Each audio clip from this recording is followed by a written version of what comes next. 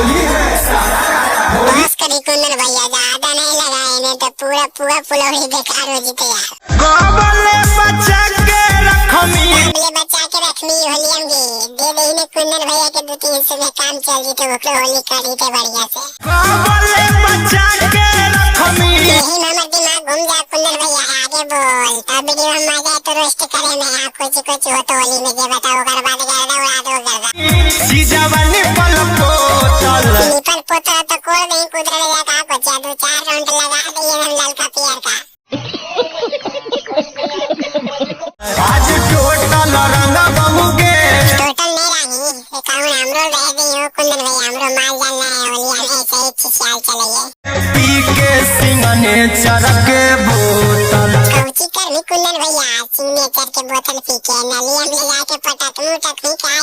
आज टोटल रंग बहुगे अच्छा हमरा पहले वो दारू वाला बोतलिया दे दे कुंदन भैया, पी के पलर दबो जंगला में, ओकर बाद टोटल रंगते रहिए पूरा है तो हल्ला कर देबो। पी के सिंगने चरके बोतल टोकरो पिला दे नहीं का हो कुंदन भैया, पूरा हिले हिले हो यार, डांस जबरदस्त कर ले, हमरे आइट मन कर ले।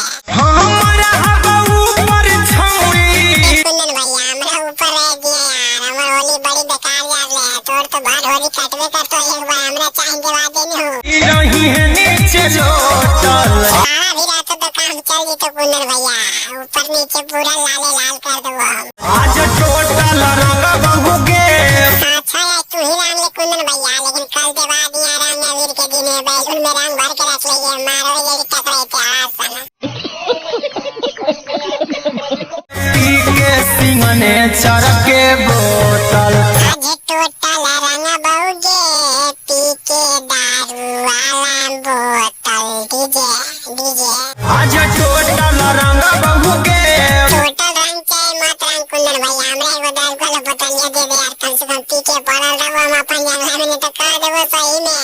आगे बरसल के बदला निकाल बहुगे कहानी से नहीं निकलते रे भाई, हमें बोलाओ कैसे बदला निकला हो जाए, लेकिन नलियम को रख जो आवाज सुन पटाक के रंगवा डाल बहुगे पटाक के ना लटाक के नहीं कि दोनों बैलून में फूट जाए, लाल पिया रंग बाजे होते। हाँ भाई वो तो मिले अगला वीडियो में, वीडियो मजा ले चैनल सब्सक्राइब कर ले, इसने वीडियो लेते रहे, दोस्त के पास भी शेयर कर दे, दोस्त की भी मदद दे दे।